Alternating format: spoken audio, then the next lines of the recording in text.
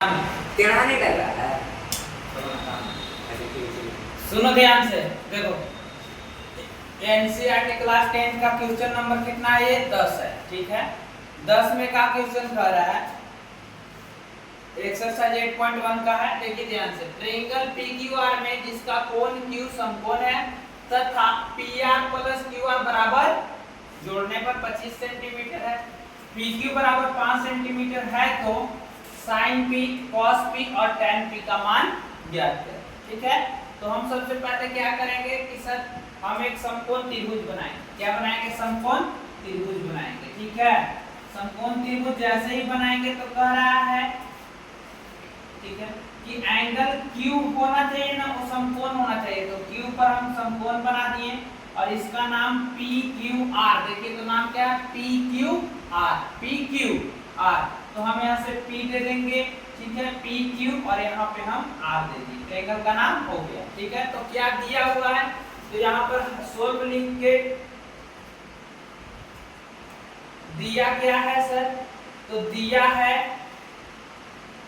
क्या दिया है कि एंगल Q बराबर 90 डिग्री होना चाहिए। बिल्कुल है, देखिए बना दिए। और आपका दिया हुआ है क्या?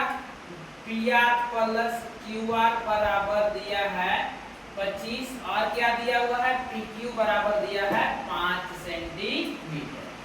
चलिए 5 सेंटीमीटर।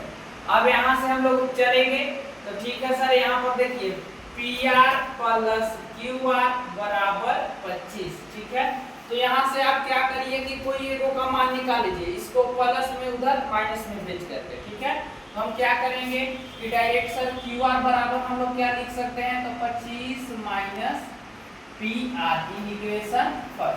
क्यों निकाल रहे हैं? क्योंकि सर त्रिभुज में हमको तीनों साइड चाहिए। ठीक है, यानी कि सर हमको PQ भी चाहिए, PR भी चाहिए और QR चाहिए। ठीक है, तो यहाँ पर PQ का मान दिया हुआ है। देखिए यहाँ से यहाँ 5 सेंटीमीटर है। ठीक है, ये तो दे दिया। और यहाँ पर एंगल देखिए, तो एंगल P यानी सब पर P है, यानी कि थीटा P हो जाएगा सर। यहाँ पर बनाना पड़ेगा, तो इसके सामने वाला क्या हो जाएगा? लंब हो जाएगा, यानी P हो जाएगा। और ये नीचे B हो जाएगा सर, यानी कि आधार हो जाएगा। ठीक है, और ये आपका H यानी कि कर्ण हो जाएगा 90 डिग्री के सामने वाला साइड। ठीक है, यहाँ तक तो कोई दिक्कत नहीं है। अब क्या करेंगे हम, ध्यान से देखिएगा। अब करना है हमको कि सर यहाँ पर दिया क्या क्या है, तो ये दिया हुआ है और बाकी ए साइड दोनों को जोड़ना है। ये और ये जोड़ करके 25 आ रहा है, तो यहाँ पर हम लोग पाइथागोरस लगाएंगे। क्या लगाएंगे? पाइथागोरस। पाइथागोरस क्या कहता है? पाइथागोरस फॉर्मूला कहता है कि आप क्या करिएगा कि कर्ण का स्क्वायर करके ये दोनों का स्क्वायर करिएगा, लंब का स्क्वायर, आधार का स्क्वायर। तो लंब का नाम क्या है? देखिए तो QR। क्या नाम है? QR का स्क्वायर प्लस PQ का स्क्वायर बराबर आप लिख सकते हैं सर PR का स्क्वायर। ठीक है, तो यहाँ पर देखिए तो QR का वैल्यू कितना है? देखिए तो ये है ना, तो यहाँ पे रख देंगे 25 माइनस PR का स्क्वायर। PQ का वैल्यू देखिए दिया हुआ है क्वेश्चन में 5 का स्क्वायर बराबर PR का नहीं दिया हुआ है, तो PR का स्क्वायर। ये a माइनस बी का होल स्क्वायर हो गया, a माइनस बी का होल स्क्वायर। तो इसको a मानेंगे और इसको b, तो a माइनस बी का होल स्क्वायर क्या होता है? तो a स्क्वायर, यानी 25 का square a square plus b square, यानी PR का स्क्वायर और माइनस 2ab, a का जगह 25 और b की जगह PR, और 5 का स्क्वायर कितना हो जाएगा? 25 बराबर PR स्क्वायर। देखिए PR स्क्वायर से PR स्क्वायर क्या हो जाएगा? कट जाएगा।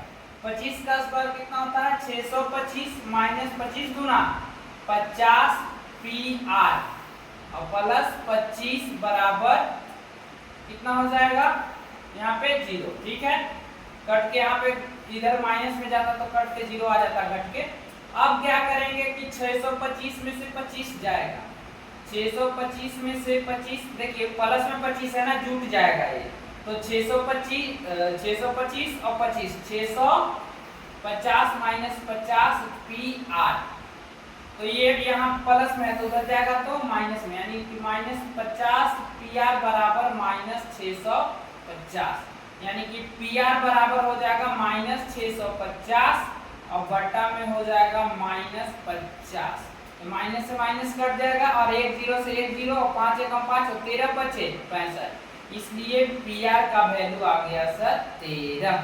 ठीक है, यानी यहाँ पर PR का यानी H हमको आ गया 13, B है तो हमको अब QR चाहिए। तो QR बराबर क्या है समीकरण फर्स्ट से देखिए तो QR बराबर है सर 25 माइनस PR, यही ना है।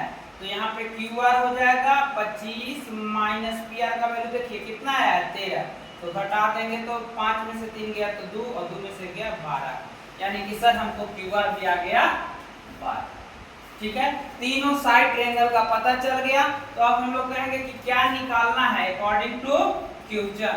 अकॉर्डिंग टू क्वेश्चन में हम लोग देखेंगे, ठीक है, पहला क्या कह रहा है कि साइन P निकालिए। क्या निकालिए? Sine P। साइन P यानी साइन थीटा बराबर सर P बटा H होता है, यानी कि लंब बटा क्या होता है कर्ण होता है। तो देखिए P का वैल्यू कितना है, P का वैल्यू है 12 और H का वैल्यू है 13, एक निकल गया। फिर क्या निकालना, cos P निकालने के लिए कह रहा है। तो cos P cos थीटा बराबर B बटा H होता है। तो B का वैल्यू कितना है 5 है और H का वैल्यू है 13। ठीक है, उसी प्रकार से tan P निकालना है। तो tan P tan थीटा बराबर होता है सर P बटा B। तो B का वैल्यू कितना है 12 और B का वैल्यू कितना आया था देखिए तो 5 है, तो 5, यही हमारा क्या हो जाएगा बाबू आंसर। समझे, इतना ही हमारा होगा आंसर।